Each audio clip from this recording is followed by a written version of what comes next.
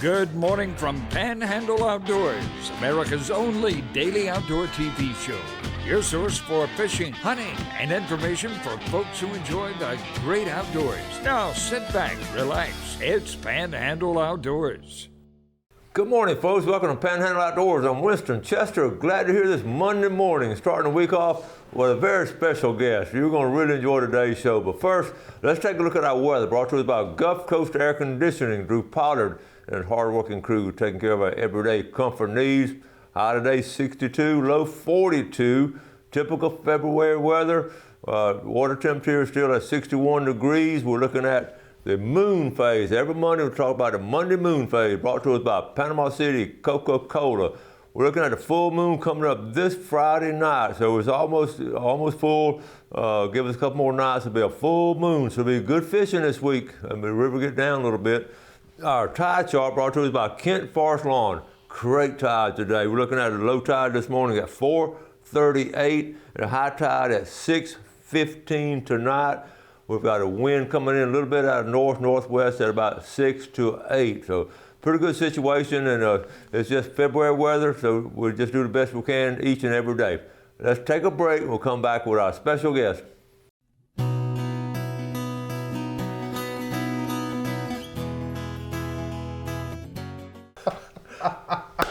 Okay, good. All right, folks, here he is. Welcome back to the show, Lee Sullivan. Welcome to the show. Good morning, my friend. We go way back, and we don't have time. We could do 5 shows right now, but we got to get started. Most folks know Lee Sullivan. Is so glad to have you back on television. Well, it's good to be back. My wife has made me promise for you not to let me get in trouble. Okay, well, we're going to try, honey. We're going to try, okay? Listen, we're talking about when we first started doing the show, Lee was, his station was right over here, so we were doing, and you and Najar. It was something else. But anyway, we're here. We got to get started. A lot of new people moved in, so let's act like people don't know you. So tell us a little bit. Everybody knows Lee. And this is what we've had a hoot back doing those shows. But anyway, tell folks, you actually born in Birmingham. Born in Birmingham, Alabama. Jefferson County Hospital, absolutely. Okay, and moved down here at what age? At 6. And tell folks that lived on the beach. We're not even a school at the beach. We went to Drummond Park. They bused us to Drummond Park. You got Drummond Park, Jinx, and Bay High, and one bus, Rat Young, at Young's Garage then, drove the school bus, and one bus picked up every young'un from Phillips Inlet to Hathaway Bridge. Is that not amazing? Can you pick everybody at the beach got on one bus, all the kids? Yeah, yes, that's crazy. So went on Bay High, then after Bay High, you joined the Marines. Yes, sir. I was in the Marine Corps. Bay High, went to college, college to the Marine Corps, and from the Marine Corps to the Beach Police Department. Mm-hmm. And I made it all the way to sergeant at there, and Tullis Easterlin, the sheriff, offered me a job as a deputy, and I took it, and I served as a deputy sheriff and then as an investigator, and then in 1977 I was appointed chief of police, Panama City Beach Police Department, a position I held, as they say in the movies, for 20 years. 97, I retired. They kept picking at me. I ran for mayor in 2000, and Philip Griffiths had been the mayor for 18 years. I'd been the police chief for 20, and so we had an election, and I beat Philip by 7 votes. 7 votes. Wow. Well, it's almost like Trump or something. You know? So you had a lustrous career, but then you were doing other things, and Well, I got a chance when I retired. I was 50. I got a chance to do some radio, and I got a chance to do some TV with Jeff, who tried his very best to keep me straight. Jeff been here since. I'd cause Jeff to have heart palpitations from time to time. trying to be cute. Well, don't you you never know? knew what Lee Sullivan was going to say. That's Was what right. he's saying. And Jeff was out there trying to. Little mind, big mouth, what they say. Golly.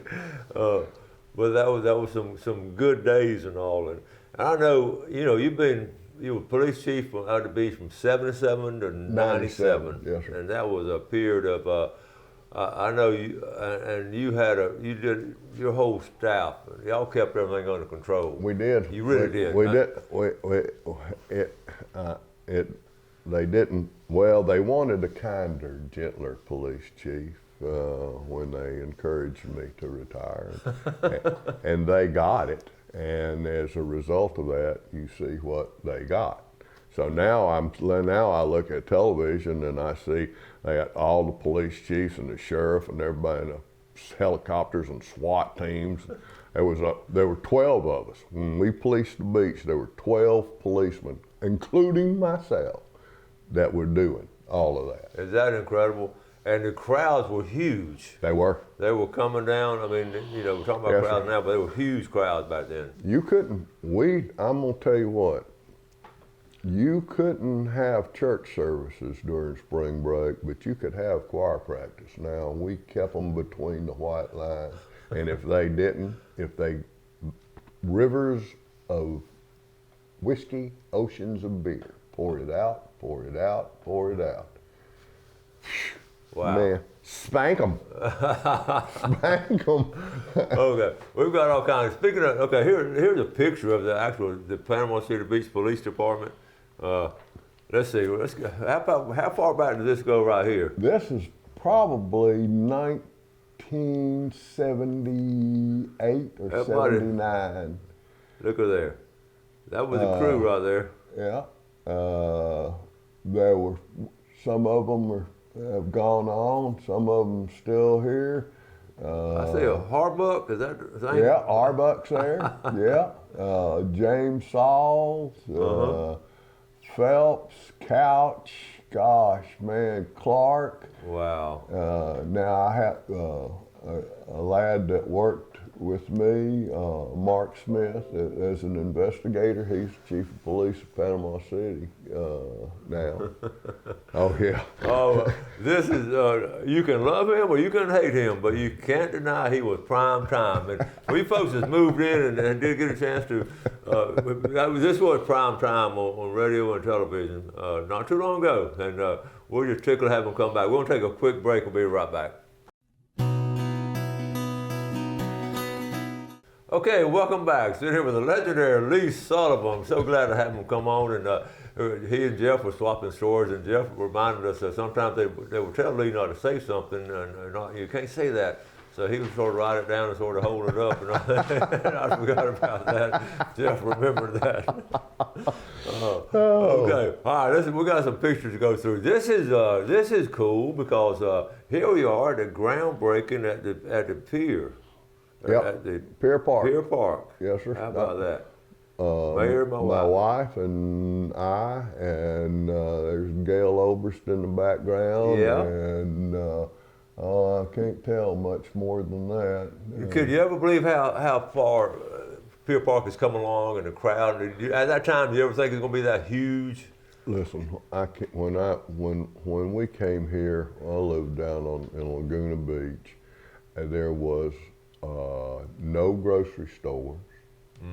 There was one gas station in Long Beach, and Jay Churchwell in Long Beach, there right by the hangout, by the pavilion, he had a little, what would be like a junior store, you know.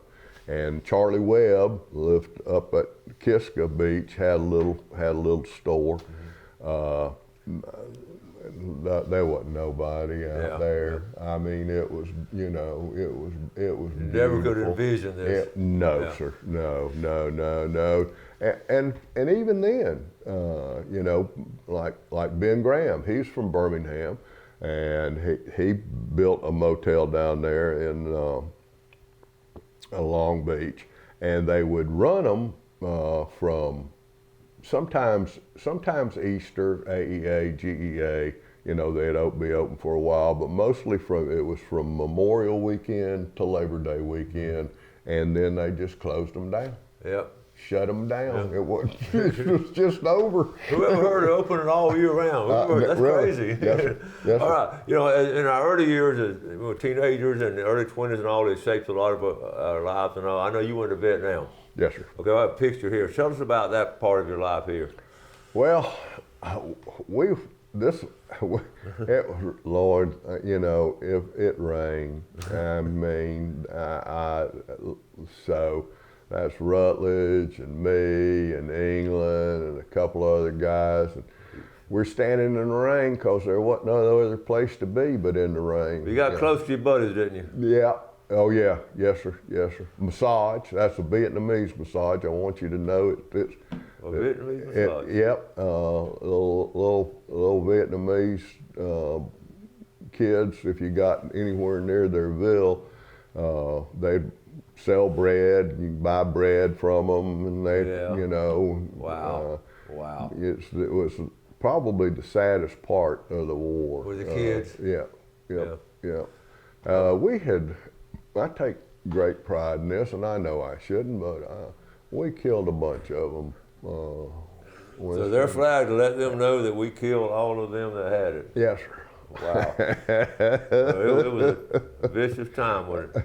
Who's this? That's Dennis England and me. I was a machine gunner.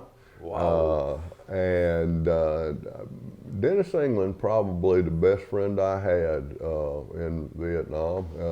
Dennis told me when he left before I did, he told me he almost re-upped. He almost signed up to stay over again because he felt like if he left me, I'd get killed. And I near about did. We were close. Well, where was he from? He's from Oregon. Wow. Hillsboro, Oregon. No kidding. He came home, and I said we'd done some stuff and got a Silver Star, and so I said, England, I said, what you gonna do with your Silver Star? And he said, so I'm gonna take it back to Hillsboro and trade it in on a civil service job. And he got to be the fire chief out there. How about that? Yeah. He stayed in contact with him all those years? Yes, sir. Still, yes, sir. Yeah. Once that bond is there, always Yes, there. sir. Yes, sir. Yes, sir. You mentioned, Lee, about the children. Here you got a picture here you sent me about suffer the children. That's tough on them, wasn't it, that war? Yeah. Wow. Yeah. Yeah. I know y'all were really good to them. I've heard from other. You try. You can't. I mean, listen. Just you know. I mean, you could be just as a hard-ass person as you ever wanted to be, but no, I ain't never been able to get past the children and dogs, especially dogs. You know. I mean, I got a weakness in me for both of them, and I did then, and you could do a little, but yeah, it was pitiful. I know I've heard you talk about it before, how just little things y'all did to help them and all. What's this picture here? Well, see my bread there I got from that's my house behind me. That's a condo? Yeah. Somebody says, well, when I was stationed in Da Nang or Saigon or wherever, well, I never got to none of those places. You were in the thick of it. I was out there, as we like to say, amongst them. So, my bread, that bread. Listen, you could almost kill somebody with a piece of that bread. It's so hard. You know, the thing about it, you had a situation there. How long were you over there? I got there in June. I got shot in August the 19th. I got out of the hospital October the 1st, my 22nd birthday. I was on an armored personnel carrier that hit a bomb. I went to a hospital, and I got out of the hospital, and February the 14th, I got shot again, and March into March, I got medevac back to Pensacola Naval Hospital, and so I was there about 10, 11 months. Shot twice in an explosion. Yeah. Wow. Spent the next 6 months at the Naval Hospital. Wow. Yeah, long time. But good Lord and good doctors. I was about to say that. You know, the Lord took care of you. Yes, sir. And we talk about that, and the experience he had over there really shaped him because it sort of toughened you up. Made my life. Yeah, it really did. It formulated my life. I learned what fear was. I learned what courage was. I learned how fortunate we are in this country. You know, they didn't have anything. You know, I didn't spend any time in the city. You know, I mean, I don't know how that went, but out where I was, they were just. I mean, it was. You know, it was just dirt, poor, nothing, substance. You know, I tell you what, my faith in God, I'm brought up and raised in the church, but my faith in God, my belief from time to time was simply the only thing that got me through, you know. So, I don't know, you know, some people say yay, some people say no, but you know, that's why I'm a God guy. That's awesome. And that's one of the reasons I wanted him on the show. But we use the term legend loosely sometimes, but this is, man, truly is a legend. You're talking to a real person right here. That's why you're always so comfortable around him, the real man. Let's take a final break and be back with some more pictures.